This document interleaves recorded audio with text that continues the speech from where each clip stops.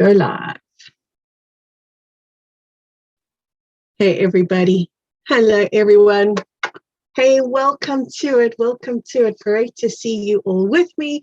Thank you for being here from my heart. A very warm hello. How you doing? Is it cold where you are? Because it's winter where I am, and it is absolutely cold. I know that most of my listeners are in North America, so I know you're not cold. So I'm happy for you. But read the subtext. I'm not so happy for me. Hello, everyone. Hey, Angela Langley, you're in Cape Town. So I'm sure, like me, you're feeling a little bit on the cold side. And you can see that this is a very African thing, right? Africans moan about the cold. We don't like the cold very much. Maybe we're just not used to it. I don't know, but it definitely is a big talking point for me.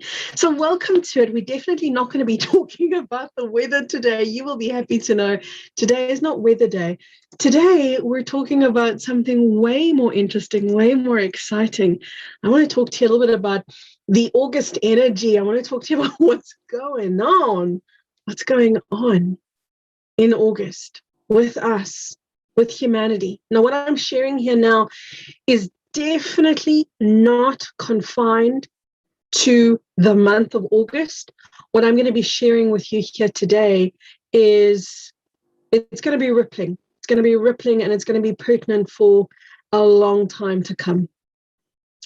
I'm looking out of the corner of my eye and seeing all of these greetings from everybody. Let me know where you are, but most important, if you've got sunshine, because I sort of feel like I'm oozing in a bit of your warmth if you tell me that you've got sun. So I see Annette. Hello, my darling Annette. Annette is with us from Oregon. Hello, my darling. Hey, Kristen Dolan. Cool that you're with us. Hello, beautiful Dee. Good to see you, Lenora in New York. Hello, sweetheart. Hello, Cheryl Corsione. Hello, Oksana. How you doing? Danielle Yates. Blessings from Colombia. Lindy says, hey, from Toronto, Canada. Beautiful. Beautiful to know that you're all with me. So back to today's conversation. This is to tell you what you already know. You already know that life has changed. You already know that you're living in a world where stuff has already occurred. So I'm not even looking into the future yet, and we're going to. I'm not even looking into the future yet. I'm telling you, you've already ascertained the world has wobbled and shaken, and my reality is no longer the same. It looks totally different. But here's the issue with that. And here's a big part of today's message. A big part of today's message is a wake-up call. I want to give each one of you listening, no matter how awake you already are, I want to give each one of you listening a wake up beyond your already awakened state, and it's this. There is no going back to how the world was, and yet so many people are waiting for that moment. So many people are waiting for this idea of a normal to return. So I read comments, specifically recent comments that I saw in my Plasma Patreon group discussion. Somebody was saying something along the lines of,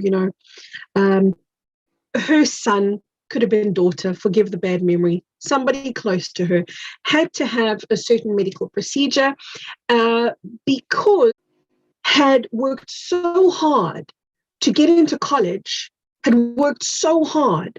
They had done everything to bring them to this point, and I get that. I get that. You're probably living through it in your own world and in your own way right now. The illusion, however, must be broken. And the illusion is that any of that stuff is going to be relevant in the future that we're creating. So I get people saying to me, there's certain things I have to do, whether it's a medical procedure or otherwise, there are things that I have to do in order to keep my job. And again, please understand me when I say I get that. But we need to start thinking beyond the confines of the reality that we knew. We've got to stop calling that normal and pretending that it is still real and valid and worth our energy and our time, because we are creators, we are creator beings, and we are here to create a new world. We are here to create a new reality, which we do not do by perpetuating the old one.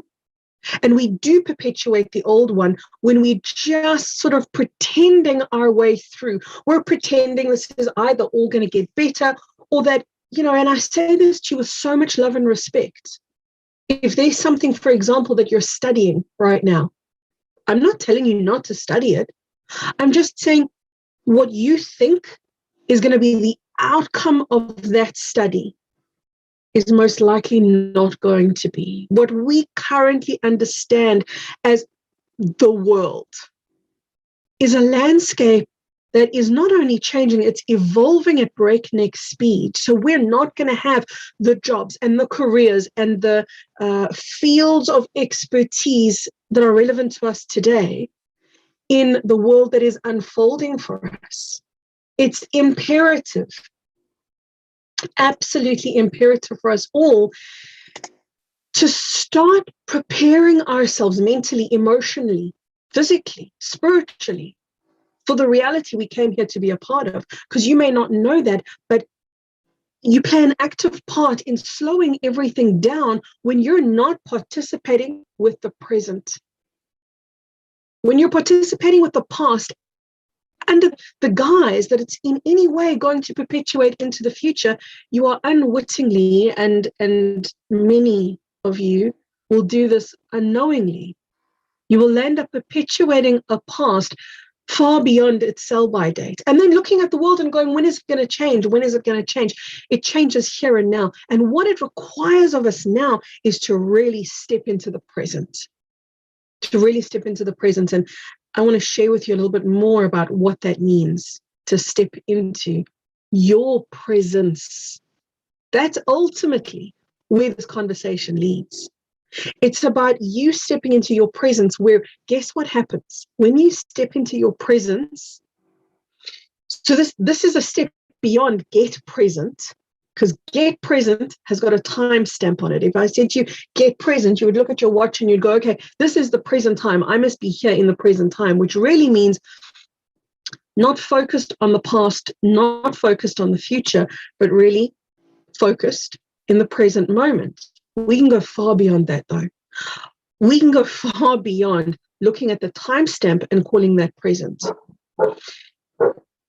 When we come into the now, which is a step beyond what we do when we get present. When we come into the now, we move ourselves into a timelessness. In other words, we escape what we would have called the matrix. We escape that which we would call the false matrix. We escape all of that time-based, time-induced reality when we step into the timelessness of the now.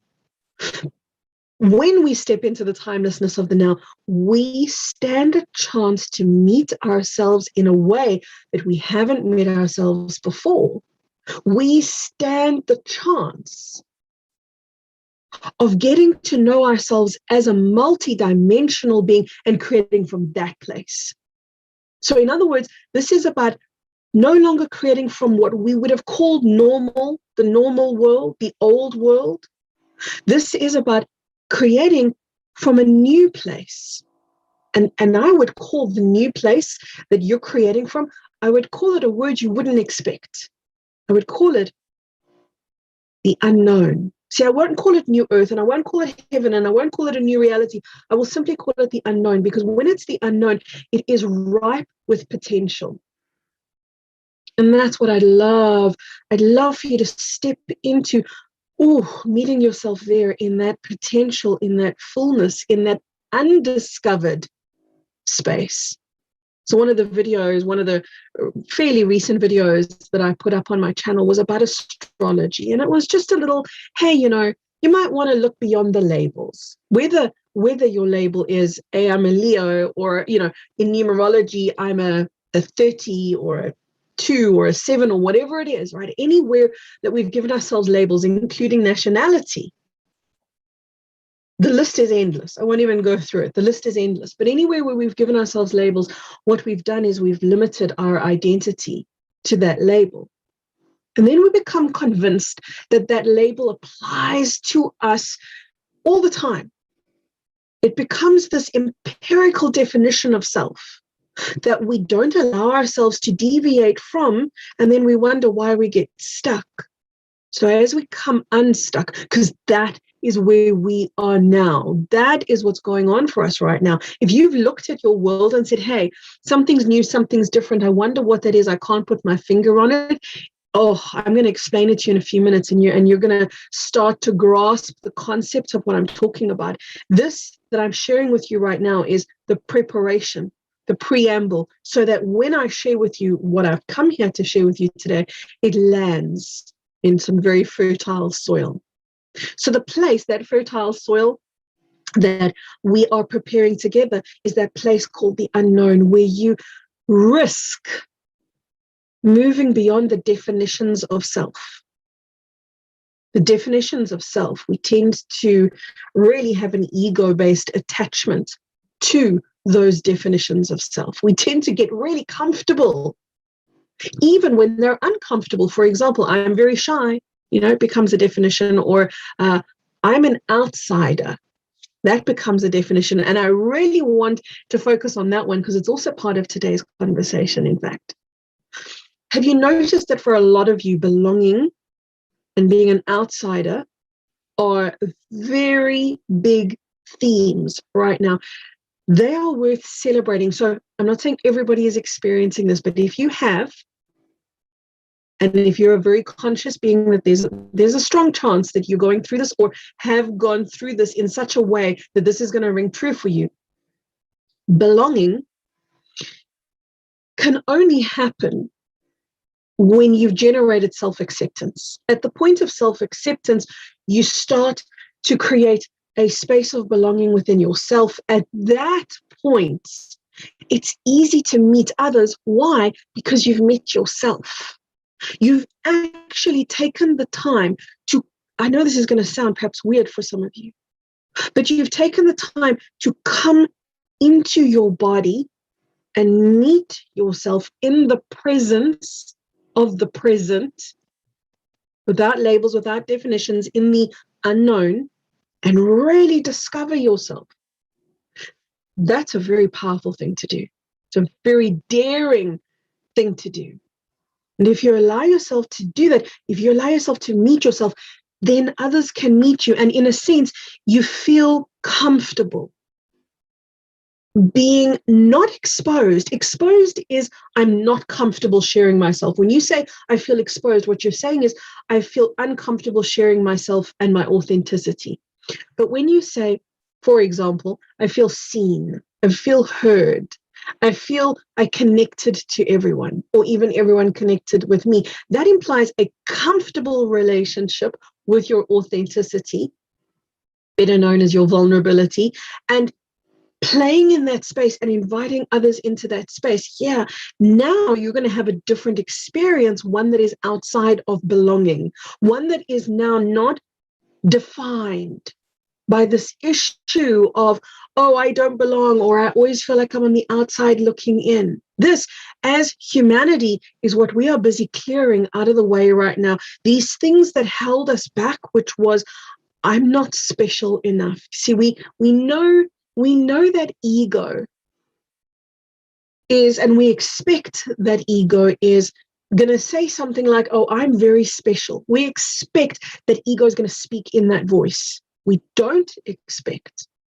that ego is also going to say the converse, the exact opposite, which is, I'm not special at all.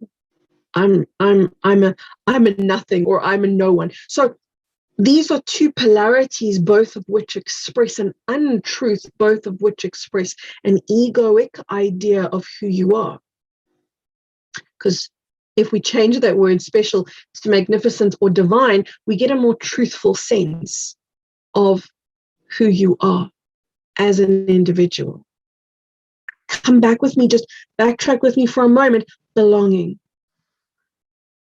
As we move forward together right now, it's absolutely vital that we meet ourselves in such a way that we start to take up more space in our own lives. We begin to take up more space in your own room. So wherever you are right now, as you listen to this, practice it. Practice what it feels like to come more fully into the room, to become more present, to occupy your space. Because so many of us, the body's here, but there's some kind of preconditioning that says, oh, I'm not allowed to take up too much space. And then, of course, we get issues of, I don't belong and I'm always on the outside. Most of that's got to do with you not being fully engaged with yourself. Most of that has got to do with you not daring, not risking to come into the fullness of your presence. So, belonging, big theme. But here's a bigger theme. The bigger theme that we have as humanity right now started with a conversation I had with you here on my YouTube channel. It was a couple of days ago, and this is going to take me a moment to remember. Upgrading. The title has got something to do with upgrading. Your body is upgrading, something along those lines. That was the beginning of that conversation that I want to bring to your awareness now. In fact, if you go back and listen to that conversation, even if you've listened to it already, that conversation is recorded in such a way that it speaks to you at very different levels. Because you're a multidimensional being, you have the gift of being able to hear things at different levels or different places or different spaces. We might even call this different perspectives. But that conversation in particular is one that will invite you to experience your own multidimensionality. So it's the kind of thing that you think you know what I'm talking about, but if you stop assuming that you know what you're listening to, because that's what we do with words, by the way, it's a very human thing, and you allow yourself to really step into the unknown and just be a little bit of a blank slate and see what surfaces for you, you're going to find that that conversation is a lot deeper than the words imply. Nonetheless, that idea about your body is upgrading is a really important one right now, because, and I just caught that out of the corner of my eye. Hello, it's me, Margaret. Walk-ins, question mark. Yeah, I know that a lot of you are going to ask me about that. So for those of you who don't follow the work of Jason, or you're not familiar with him, he's got a great channel here on YouTube. So look for MTVO Team. MTVO Team. That's his YouTube channel. If you would like to, if you feel, who's this Jason guy? He's a great guy. He's a dear friend of mine. But he did a YouTube live yesterday, and a number of people have asked me questions, which I am not qualified. Please let me share with you. I am not Jason, not qualified to answer on Jason's behalf. I am qualified to answer on Kerry's behalf. So what I'm saying to you is I can give you Kerry's viewpoints. I can give you my viewpoints, my perspectives. I have not discussed these with Jason. Jason hasn't discussed his with me. So take this as my own viewpoints. What I would say to you is this. We right now are undergoing such a monumental upgrade. In fact, the upgrade is so big that here's a visual image I want to give you, because I've shared this with many of you before, that the galactics speak in visuals. When I get communication, I get these visuals, and the visual is of a faucet or a tap open, and it's here above the crown chakra. So there's this picture of a tap opening, and it's just cosmic light flooding into the being. And when I say the being, I'm not talking about some special people up on a mountain somewhere far away from the rest of the world and problems about money and health and so forth. I'm talking about every single human being, man, woman, child, and everything in between. Every single human being right now has, and please note that this is just a visual, right? I don't want you to think that we literally have a cosmic faucet sitting above the crown. We have this cosmic tap that is just flooding the body with light. So another way of saying this is that more of your divinity is coming in.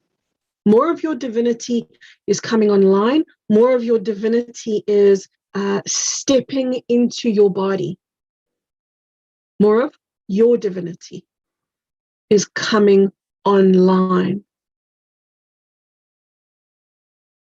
We are multidimensional and we think we know what that means, but we're at a time where we've got to go beyond all of these labels, beyond what we think we understand. Because every time we think we understand something, what we don't realize is that we're putting a limitation on ourselves.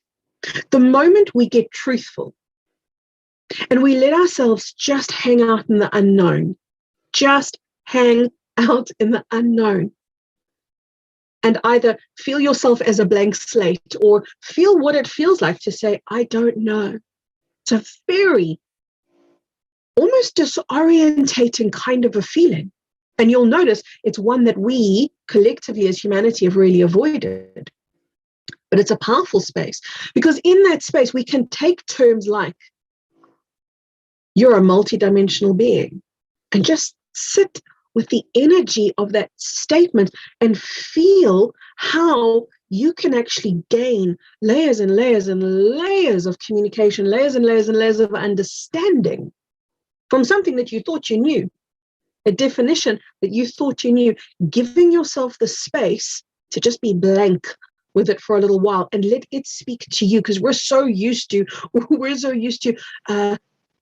telling the world what it is. In other words, oh, you're multidimensional and it means this. Oh, you're a whatever, whatever the label is. You're a Capricorn, you're a Sagittarian, you're a South African, you're a Brit, you're whatever the label is. We're so used to the definitions and we're stepping into the unknown. We must step into the unknown right now. And I want you to feel the implication of that with me as I share that with you. What is the implication for you today, right now, in your world of stepping into the unknown? Can you see how I said to you in the very beginning of this conversation, here's your wake-up call, the old normal, and please, I am not talking about those jargon words that have been a marketing phrase for humanity to accept certain ideas and legislations that were never designed with their freedom in mind. I'm not talking about new normal. I'm not talking about the propagandized campaign. I'm talking about here's interesting words, a true normal. A true normal, a true reality, a divine reality. To be there requires you to give yourself space to explore it, including explore yourself. Now you see why I spent the beginning of this conversation just laying that fertile ground with you of stepping into the unknown. So when you were born, when I was born, when we come into this world, at least, this doesn't apply to the present, at least in the past, how we entered the world was with a specific design, a template, a blueprint, upon which our body and the energetic structure of our body was molded. And that blueprint, that template, what it did was it inhibited or limited the reach or the connection of this, the crown, your crowning glory, which is another way of saying your connection to the divine was severed, which is another way of saying your connection to the true self was severed. Which is why so many people came unhinged. We had from birth till now to work on that. We had from birth till now to allow for the re-knitting, the re-establishment and the reconnection of that which was once severed to happen. And some of us just sewed some very loose filaments together and established some subtle connection, and others of us really devoted ourselves to creating this very strong current of connection between ourselves and the divine. at whatever level each person was. That was the human purpose. The goal was to be born in with a missing connection so that you could reestablish the connection. Those that are being born right now are being born with that connection fully established. And it's been that way. It's been that way for at least the last 2 years, but probably even a lot longer than that. So that is no longer the human story. That was our story. That's the story of our past. But so many people got used to living with that severed connection. To you, and I say to you, pointing to you, the one who's listening to this right now, because I know the people who do listen to my videos. So to you, that never felt comfortable. To you, that severed connection never felt normal, never felt comfortable, never felt authentic, never felt like you. It's one of the reasons why you always felt, oh my gosh, I'm an outsider, I don't belong, all of those crazy things. Because look, everybody else has the severed connection and they're normal, happy. Why does it make me unhappy? What's wrong with me? See, what we never realized is that our greatest calling and blessing was in the not belonging. What we never realized was that it was the not belonging that set us apart, that allowed us to establish something that the masses were not doing, which was getting really comfortable. The masses were getting really comfortable with the disconnect. We sat on the outside going, but wait a minute, that doesn't feel right to me. So we retreated into self, we self-reflected, and we began to establish that connection. So those that were initially on the outside are the leaders of today. You are, whether you would consider yourself a spiritual leader or not, you could live quietly somewhere in somebody's basement and never come out, not even to go to the shops because you do home delivery. So in other words, you could be so anonymous, but you are still a spiritual leader if that's what you're doing. If you're working on the reestablishment of that connection, you are a spiritual leader of humanity. Separate to the prophets, the spiritual prophets who are the teachers of old, who are very, very done. So here you are now having, and you'll remember, I said August is, because I put out an energy update at the beginning of August. I said August is a very, very important, powerful month. It's one that we've waited for what feels like lifetimes. It feels like we've been waiting for August forever. And I'm talking about August 2021, which, by the way, is but the beginning. This is just the beginning. And those of you listening are going to know, that's what this is. This is the beginning of the real world coming online, of true reality coming online, the true normal coming online. Why? Because you're coming online, because your divinity is coming online. You're multidimensional, and now you're being granted permission, and not just permission, encouragement to explore what that feels like, what that means. And it's now available to you to explore more deeply and more fully what that means, which is why giving up the known is so imperative right now, that you can more fully come into the discovery of self as if you're a new person, as if you've never been here before, because there are parts of you that have never been here before. There are parts of you coming online that have never been here before. Now, I know you're going to ask me, but what about the walk-ins? What about the walk-ins? Jason talks about many people, I think it could be 6 billion. It's a very large percentage of the population that are walk-ins right now. And we're different people with different ways of explaining things. And his, by the way, is totally accurate, totally accurate. But for a human mind, it's difficult to grasp because we think in absolutes and we think in terms of, the beginning and the end of a life. We don't think in terms of multidimensionality necessarily. We don't think necessarily of how one oversoul could have numerous different bodies and simply swap around various aspects of the soul into and out of these bodies. So this is not a new thing, that which he's describing as walk-ins. is not a new thing, except for the scale that it's going on at the moment. However, I wouldn't use the word walk in. That isn't how I would explain it to you. I would say to you,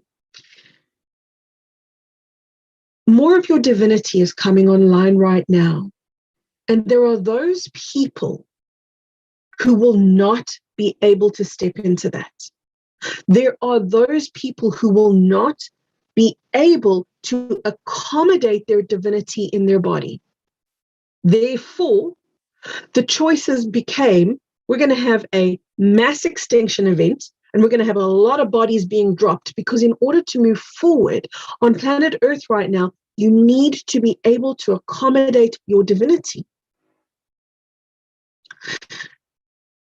So those bodies that were not capable of embodying their divinity were granted leave. They were granted leave to go and continue elsewhere. And I know a lot of people are going to go, but where? Another world where it's already set up to look very, very much like Earth. It's just a lot easier to ascend and transcend, because what happened for these people was they were born in as you were to the severed connection, but they became normalized to the severed connection to such a degree that they couldn't bear the reconnection. They felt a kind of a loss of self, a kind of a divorcing from reality. In other words, they were so estranged from their divinity that any kind of reconnect with them was going to send them over the deep end, and they wouldn't be able to remain sane or rational in the event that occurred. So it is those people. It is those people for whom embodying their divinity was an impossibility, because if they did, they were going to derail themselves. They couldn't handle it. So those people have elected to move off into a reality that looks very, very similar to Earth. It's been set up long ago. They're now populating their new reality that's already happened. They're now populating their new reality. And in their new reality, it's going to be a lot easier for them to reconnect with their divinity. Because why? They're going to get baby steps to support them in doing that. We don't have time for baby steps. We didn't want baby steps. We are so well past baby steps, because there are numerous people on this planet who started out jogging and then turned into a nice run, and they gathered momentum until eventually they were sprinting ahead into their spiritual truth. And it is those people that really became the catalysts. We would call those the front runners. They became the catalysts for the ascension process as it's playing out right now on planet Earth. Those people were not going to accommodate those who were still doing baby steps. In other words, learning how to walk when the others were sprinting ahead. In fact, they were doing more than sprinting. They were flying. They were quantum leaping. So to be one reality where you've got people who have developed their body as the kind of technology, and they want this, they want to play with their body as the kind of technology where they can fly, where they can live for thousands of years, where they can discover the true multidimensional technology of who they are in the open, not cloistered, not hidden. That would have upset those who were still learning to crawl and learning to walk as spiritual beings. That would have sent them too far into what is possible, and it would have fractured them too deeply. That's why those beings elected, this was an election process. In other words, you elected to say, yeah, I'm out of here. I'm out of here. I'm moving on. And what that did is it created, in a sense, an empty vessel. It created, in a sense, a housing, a body space for either other aspects of the same soul group. So I'm talking now about monadic structures. I'm talking now about oversouls. I'm not even talking about the individual soul. Please again, remember, we're multidimensional things. We're a lot bigger than we think we are. And a soul is a lot bigger than you think it might be. So the individual personality self is, for many people, what has moved off, left the building, so to speak, in order that those who can accommodate their divinity can step in. Now, how many times did you hear this? How many times did you hear somebody saying to you, you've got front row seats? Many, many beings wanted to be here. You've got front row seats to the ascension here on planet Earth. How many times did you hear that? I'm pretty sure you've heard that many times before, because it's true. And I say this because there were so many wanting and willing to rush in and jump in and occupy any open space that was going to become available. So these beings who can accommodate their divinity, who are very well versed at accommodating their divinity, they're stepping in. This is what Jason called walk-ins. This is what I would simply call more divinity. But I know the question that arises is, but what about my loved ones? What about my loved ones? Where are they? Are they gone? How do I know? You know, all of that stuff. They're still there. I have somebody in my life who is absolutely, definitely, and clearly a walk-in. This is somebody with whom I had a very difficult relationship, a very turbulent relationship, and this person displayed some very stubborn personality characteristics, which are, I can't even say different now. There's no remnant of the old characteristics in this current body. So it's the same body. So do I look at this person who I've known for a very long time? Do I look at this person and say, oh, you're a totally different person? No, I look at this person as I always have, just as the more divine version of who they were always meant to be. The more divine version of who they were always meant to be. They still have their old memories. They still have their old sense of humor, the old stories, all of that old stuff is there. There's just way more ease in the relationship. There is a dynamic life force, and that's something that you're going to notice. You're going to notice to the people in your life that were very unconscious or fast asleep. And I think we're just beyond needing to explain that those terms are not judgmental terms. Those terms are not derogatory. They don't put anybody down. It's just the people who had the severed connection and couldn't reconnect. Those people, if you knew them, if they were perhaps your family, your loved ones, you're going to have those same people in your life, but with divinity, with the divinity. And you're going to recognize that there's more presence. That's the word. They're more present. They're more awake. They're more alert. They're more conscious. They're more with you. There's more of that dynamic energy because they're not absent anymore. There's a presence in that body now. So the ones that have left because truthfully, they weren't here in the first place. Truthfully, with that severed connection, there was so little of the true self, real self, the soul self in the body in any case, right? So I'm checking in on the comments section. I want to know if I've left anybody behind. I want to know if this is landing well, if it's making sense, if I need to explain anything again. I've got my squint on because heaven knows where my glasses are. So I'm going to squint through your comments here quickly.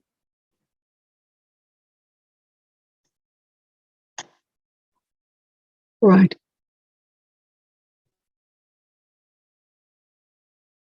So let me know.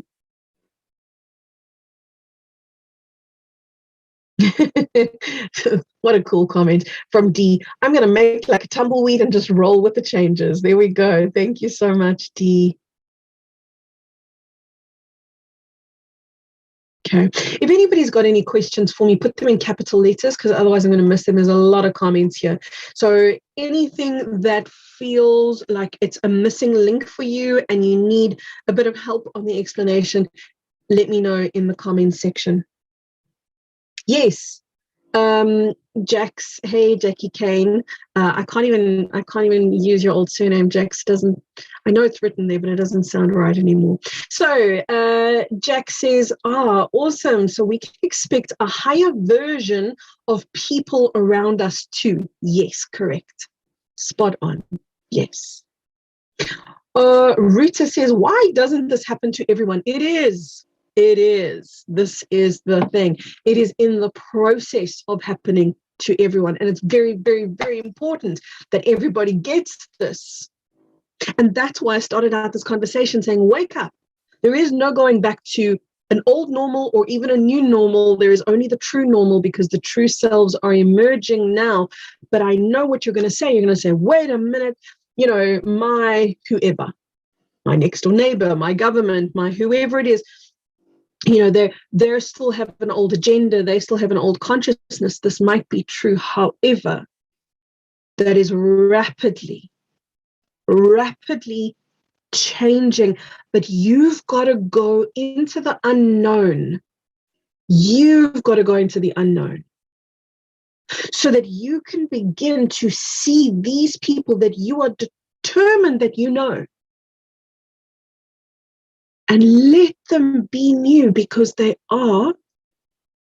However, there will be remnants. Some are going to have very strong remnants of the old. Some are going to have such convincingly strong remnants of the old that you're going to say, perhaps something like Rita did, which is, hey, this isn't happening for everybody. It is happening for everybody. It's not going to be obvious and it's not going to be visible for everybody overnight, because again, that's just going to create a fracturing in the psyche. That would be a little bit too extreme. So we have an integration period, which is going to be approximately the rest of the year, at least until November. That's what it feels like for me. So we're August, September, October, November. These 3 and a bit months ahead of us. This is integration time, big integration time. If you keep seeing the old players or the old people of your life through the old lens, and you keep expecting them to behave with negativity because they're negative people, or you expect them to behave with malice because they're just malevolent people. If you expect that, you are unwittingly slowing down the integration and preventing the blossoming of the new. Go back to the beginning of the conversation, which you might have thought was boring, but is necessary, because that was about laying the foundation for stepping into the unknown. Not just to see yourself in the unknown, not just to meet yourself in presence, but to meet others and to be blown away. Like, oh my gosh, that's who you were portraying yourself as, but this is who you are, right? Give yourself that moment to see somebody in a way that you don't expect them to be. When will this happen? Is there a date? It's happening now. Brooke. Hello, Brooke Lauren. It's happening right now, Brooke. I love that name, by the way. It's beautiful. I can't help but hear running water. When is it happening? Yeah, it's happening right now. It's begun. So today that I'm doing this live is the 17th of August. To me, this began round about the 12th. So Lionsgate was the 8th of August. And I shared with my Patreon group, we did a beautiful Lionsgate meditation, and I shared with my Patreon group that Lionsgate runs till approximately the 12th of August. It starts just a bit before the 8th and ends just a bit after the 8th. As Lionsgate started to close, there was such an imprint of consciousness that had arisen on the planet. And what I mean by that is so many people had meditated or had been in some way self-reflective, in some way knitting the connection, re-establishing the connection between themselves and their divinity, between themselves and the divine, that left a lasting impact. And it was then that the equation made no more sense. The equation of, hold on a minute, we've got front runners that are quantum leaping, and we've got these people who are just learning to take their first spiritual steps. Neither is better or worse. This is not about, you were slowing us down, or, oh, you were going too fast. This is just different choices. That's all that this is. But the two sets of people made choices that were so vastly different from each other that they could not maintain the same reality anymore, the same space anymore. So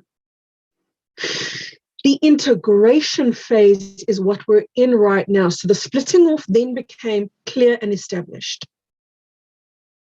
Clear and established. And it came from so many beings, not just the ones who were only just starting to take their first spiritual steps. It came not just from the ones who were quantum leaping, and not just from the galactics who are overseeing our ascension process and supporting our ascension process. It came from all of us.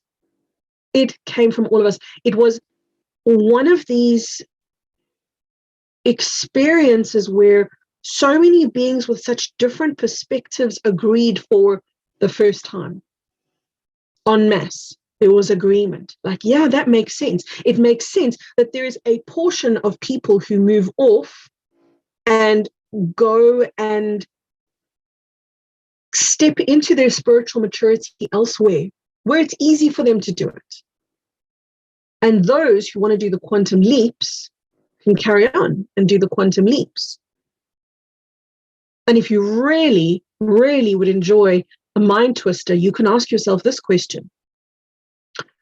How do we know that we haven't moved off? I'm having this conversation with you and I'm saying they've moved off. Maybe it's us. Maybe we've moved off. Maybe we've created a whole new reality that is going to sustain divinity in a new way. And we're the ones who left them there and moved on to a higher plane. In truth, it doesn't matter. In truth, it doesn't matter. It is only to illustrate that things aren't always as we think that they are.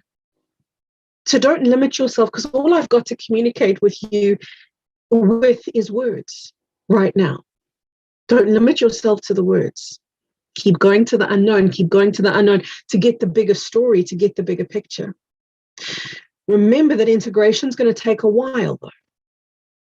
That's imperative. This integration is going to take a while, because if you set yourself up to imagine that right now everybody is going to be angelic and everyone's going to be beautiful, obviously you're setting yourself up for a very, very big disappointment, because people are still going to be portraying the old habitual ways of being.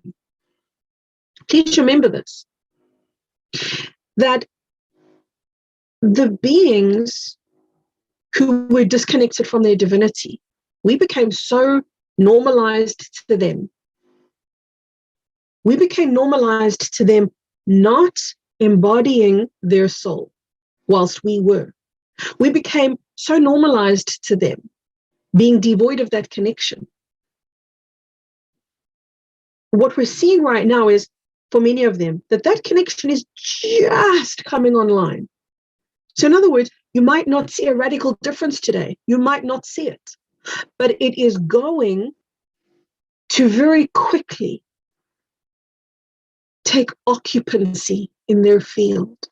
It is going to very quickly, because divinity has that way of just leading a person to epiphany after epiphany after epiphany, after wake-up call, after beautiful, lucid moments of divine reckoning. It's going to lead people to that very, very quickly. They may need rehabilitation. They may need healing. It's just that now it's possible. Do you understand? It's just become possible. In the past, it wasn't. In the past, the limitation was too severe. The disconnection was so final and so complete that it couldn't be resurrected or reestablished. So there was very little chance on this planet for that healing to take place. It's now become possible. So hopefully that makes sense. Do the people know that they are a walk-in? That's from Kathy Ann Tate. Hi, Kathy Ann. So there's a very, it's an interesting question, and the answer is yes, they do. But this is a great example, and it was shared with me with one of my Patreon Plasma people. We had a soul reading event this last Friday. We do this once a month, and she was one of the people who I had done a soul reading for. And in the soul reading, I'd sort of just very casually mentioned to her, oh, you know, you're a walk-in, but really all that means is, and I want you guys to know this, all that means is there's more divinity in your body. If you just conceptualize a walk-in as that, you'll save yourself a lot of brain busting. Nonetheless, I said to her, it just means that you've got more divinity inside of you right now.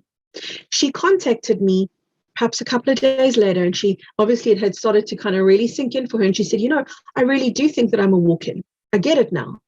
And she started listening and saying, well, all of these things about me are different. The things that I really cared about aren't important to me anymore, but I remember caring about them. I remember these things being the most important things ever, and now I don't have the same relationship with them anymore. I don't feel like they're so important anymore. In fact, I feel like these things are really important now, which are so different to who she was and how she was. So her realization is, hey, yeah, I really am a walk-in, but she's still the same being. She just has more divinity in her now. The personality is the same. She just has more divinity in her now. And this is the great thing about personality. Personality evolves as we do. It's not the immovable thing that we think that it is. And that's why I was saying in the beginning, you think I'm a Leo, or I'm a Capricorn, or I'm a this, or I'm a that. You know, we can even do it with the size clothes we wear. We can do it with our hair color. We label ourselves everywhere and limit ourselves with each label. Personality is a conglomeration of labels. So over time, her personality is going to change, but not to an unrecognizable place, just to a way more fluid, flexible, and it's going to be more encompassing of her divinity. It's going to be more expressive of her divinity. Do walk-ins happen quickly from Nigel? Yep, they do. They sure do. It's the integration, Nigel, that takes time. So yeah, that will definitely take time, but the time it takes for a walk-in to come in, it's different for each person, and it's overseen by a whole group of beings. It's overseen by your galactic crew. It's overseen by the souls, both sides. The one that's departing, the one that's coming in, the oversoul. There's a lot that goes in. But in terms of time, it can take anything from a couple of minutes, a couple of seconds, to a couple of, sometimes it'll take a couple of days, but that's not normal. Normally it's much, much quicker than that. But again, Nigel, the integration, that's what it's all about right now. And that is going to take time. David, I can actually feel myself squinting as I read your comment here. Not your comment, David, just my eyes need a bit of help. How subtle are ascension symptoms compared to a walk-in higher soul actualizing? How subtle are ascension symptoms? Okay.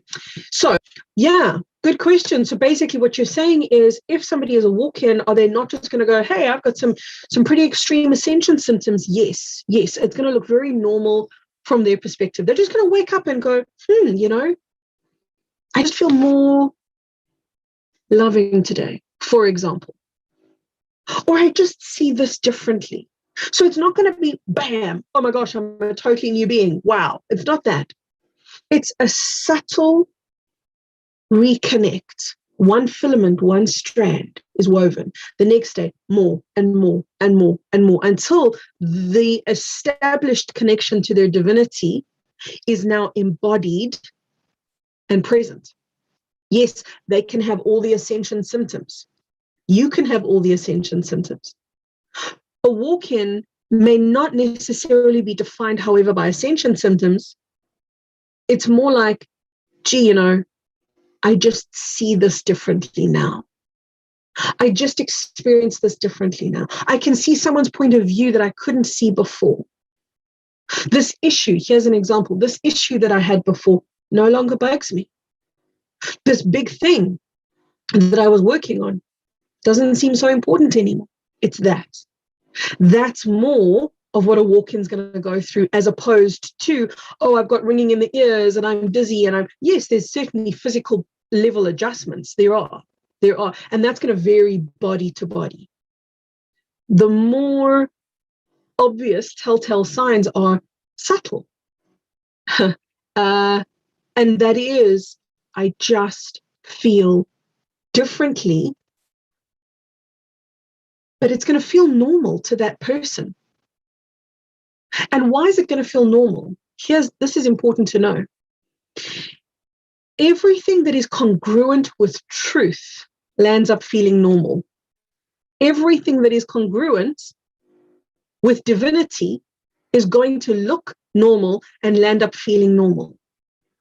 That which is not congruent with divinity, that's going to stand out like a sore thumb. That's going to appear very, whoa, what's going on here? That's why this is going to look seamless. It's going to look seamless, as if nothing has happened and as if nothing is happening, because the divinity looks to us like it should always have been there, because it's who we are, right?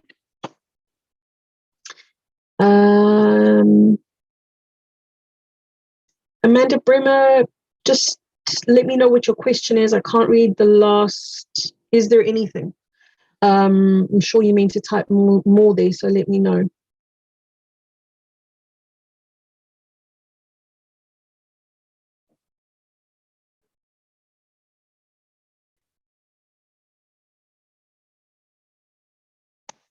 Natalie Moorhouse, hello, my darling, asks a very important question that I think a lot of people will ask. And the question is this: so, is the walk-in our higher selves?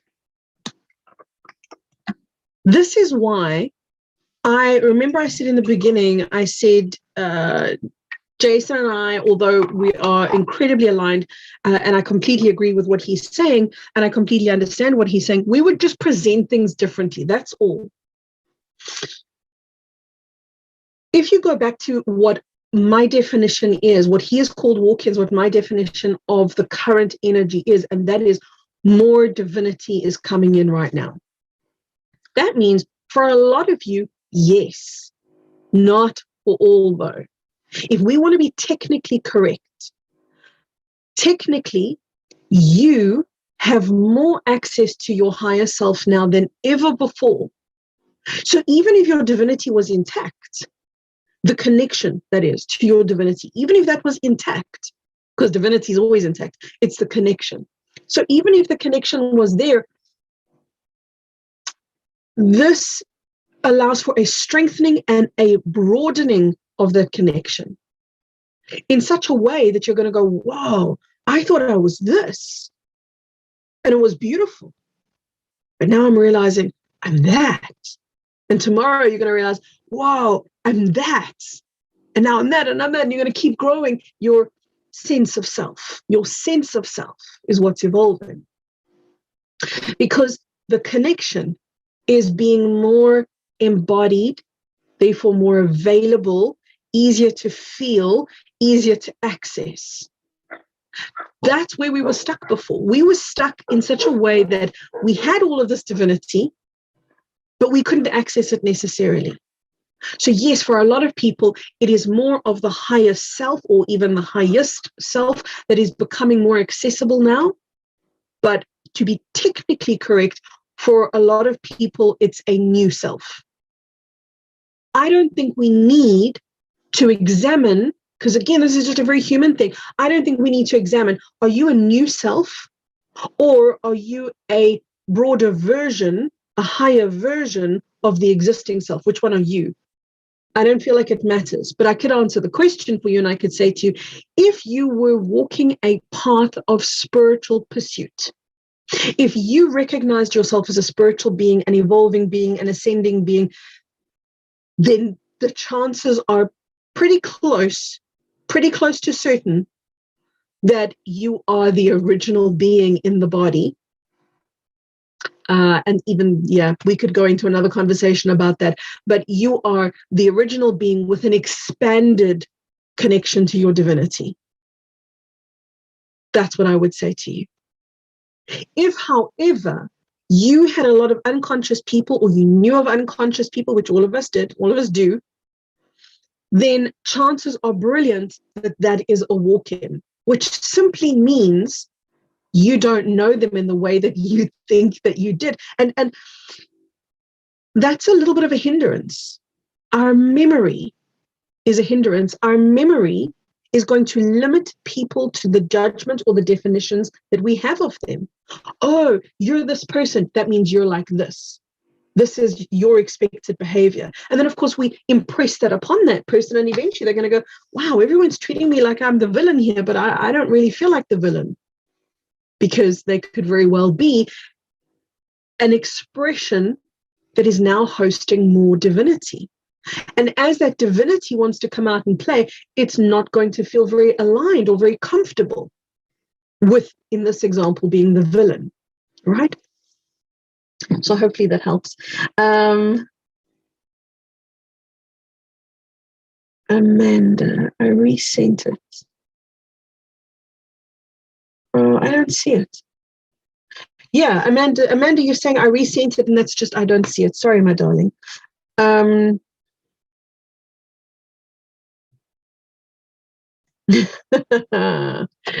Charlize, I'll get to your question. Brooke says, you've made me so happy, Kerry. You have no idea. I was a bit worried about this, but you've explained it so much. Okay, good. And made it understandable. Phew, Brooke, I'm really relieved to hear that, because this is a topic that for a lot of people is really, it's so simple, but for a lot of people it's very difficult to understand. If you want to make this simple for yourself, I want you to just revert to this. What's going on right now? Oh yeah, there's more divinity coming online. That's what this is. For me, for you, for humanity, there is more divinity coming online, and it's applicable to every, and I do mean this, to every single human being. And for a lot of people, we've grown accustomed to seeing certain characters in our world as the malevolent villains. So this is going to require us to really readjust how we've seen people. Yep, Kathy van Deventer says, yep, memory can definitely be an obstacle. Now, I'm going to go back to the question from Charlize. Can a dark soul become a walk-in? No. Amanda, oh, is that your question?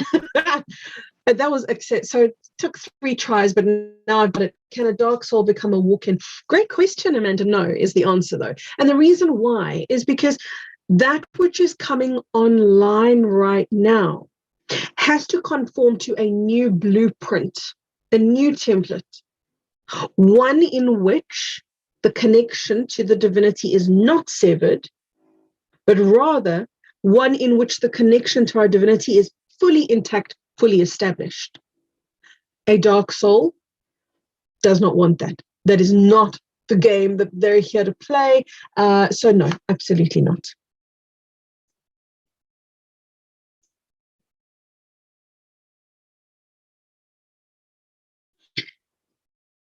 So Charlize has a question, and the question is, what happens to those who've had the doodle McGaff, the thingy mabob, watchamajingjong? You know, that certain thing that so many spiritual people are so concerned about right now. What happens to that? We're walking in the unknown every single day. We're walking in the unknown, but there's a very strong possibility that what's going to happen to that is what's going to happen to other pathogens that were designed to cull off more people that haven't worked. We've had so much thrown at humanity where there have been perhaps malevolent beings behind the scenes working this out, going, okay, we're going to throw this at humanity and they're not going to survive it. It could be a technology. It could be some kind of an illness, something thrown at humanity that is going to wipe them out. And guess what humanity does every single time? They buffer it.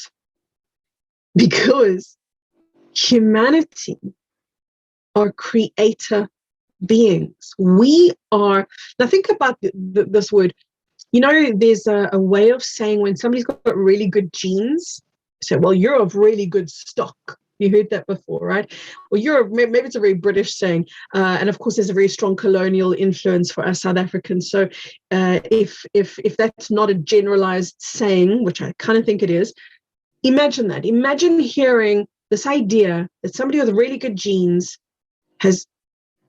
descends from really good stock. Well, I want to say to you that humanity, not one race group, not one section, but humanity comes from really good stock because we have God essence flowing through our veins. And that's been the thing that we have been duped from seeing. That's been the thing that we've been distracted from and detracted from and veered away from and steered away from. Because if we knew that, we would become way too powerful and way too difficult to control. But we are that. And it just keeps resurging. It just keeps resurging. It cannot be suppressed. It will not be suppressed. It cannot be suppressed anymore. The truth of who you are is coming online now. So that means that those who've had those certain interventions stand a good chance of reworking reality because we are creator beings. They stand a good chance. Please note that there are still going to be people who change their mind here. There's still going to be people who go through this process that we're going through right now. We're undergoing a process of having our divinity reinstalled, reconnected. We're having our divinity reconnected. There are going to be people who go through this process and go, I don't like it. I don't want this.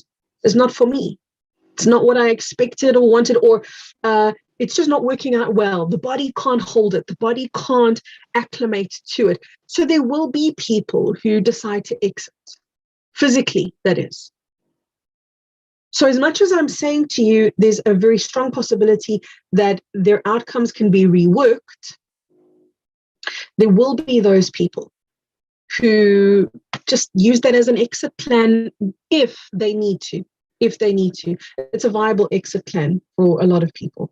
So I really hope that supports you.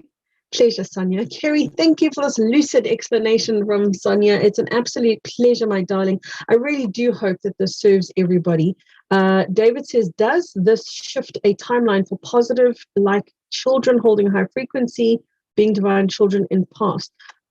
David, I'm not sure I understand your question. Let me read it again. Does this shift a timeline for positive? I'm not sure I understand your question, David. I'm sorry. If you retype it, I might get it. Grand Ascension asks, if they make it a compulsory event, can we detox from it? I can't make a prediction here.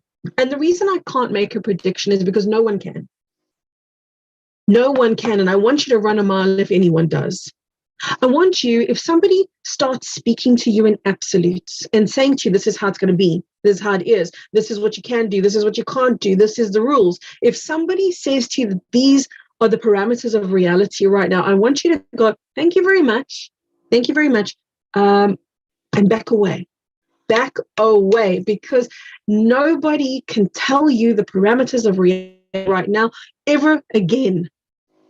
Nobody can do that. And you're speaking to somebody who spent many, many years as a psychic, many, many years doing exactly that. I know the kind of karmic repercussion that I will take right now if I make predictions, because I will be binding people to a reality that may not necessarily be their truth. So that's a very long way of saying to you, Grand Ascension, that nobody can tell you exactly how it's going to play out right now, because we're creators. I can tell you what I think, but please note that this is only what I think. I don't think it's going to come to that. I don't feel that it's going to come to that. I feel like humanity is being pushed to the very edge, and even kind of dangling over that edge a little bit and looking over the edge and go, whoa, we came really close, didn't we? We came really, really, really, really close to seeing ourselves devolve into oblivion. We came just about that close. And that's going to be a great memory for us. We're going to look back and we're going to laugh at that. I don't sense that coming into this world. I cannot foresee that happening, that there would be an inescapable outcome. So I hope that helps you. It doesn't make sense, does it? It doesn't make sense to beings who are restoring the connection to the divine. It doesn't make sense, that outcome, that reality. Personally, I don't entertain that reality. I know that there are stories about this could happen. And maybe, I don't even know, maybe it has happened elsewhere. I just don't feel like it's the truth for humanity at all, because I see what humanity is doing. I see the divinity. I see what we're stepping into, what we're becoming, what we're remembering ourselves to be. Yes, David. So David says, do the walk-ins hold a higher frequency? Yeah. Yeah, because remember, what are the walk-ins doing? This is what I say to you. Walk-ins is not necessarily my words. I would say to you quite simply, more of your divinity is coming online. So if you take that as the definition of what's going on right now, the question is already answered. Yes. These that we are calling walk-ins, are they of a higher frequency? Yeah, because they can accommodate the higher frequency. They can accommodate the connection. Those that have moved out of the way are the ones who could never have accommodated that connection, right? So Grand Ascension says they're making it a compulsory scenario in her space of employment. So I will have to make a choice. You hit the nail on the head. That's what's happening right now. Again, one of my videos, darned if I can remember what it's called right now, but one of my recent videos, I spoke about this. In fact, look for, on the thumbnail of the video, there's a picture of a syringe. I spoke about this and I said, you always have a choice. You always have a choice. There are a lot of people right now who are going, oh, I don't have a choice. You always have a choice. I cannot stress that enough. So your choice might be, and that goes back to what I was saying in the beginning of this conversation, your choice might be, it's time for me to understand that the reality that I'm looking at today, right now, is an old world, outdated, no longer relevant, in the process of becoming something new. So I have a choice now to find my place in the new world, the true world, because we're switching on to that right now.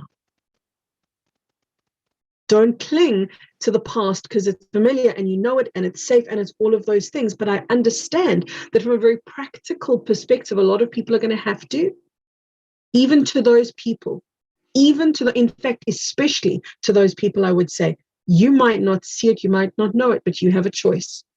And any choice you make is great, so long as you can say, I made the choice. It doesn't matter what choice you make. Please hear me, because this is the truth. It doesn't matter what choice you make. It matters that you make it.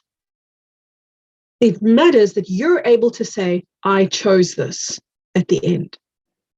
Right? All right, my beautiful Ellie says, thank you, Kerry. First time catching you live. That's so cool. So glad that you're here, Ellie, and everybody else. There's still more questions, and I'm going to do a Q&A next week, Tuesday. So make sure that you're with me next week, Tuesday, for my Q&A, and that you give me your questions. I'd love to hear them, and I'd love to be able to answer them. So I look forward to speaking to you then. Lots of love, everyone. Like, subscribe, share the video, please, please, please. Thank you. Speak to you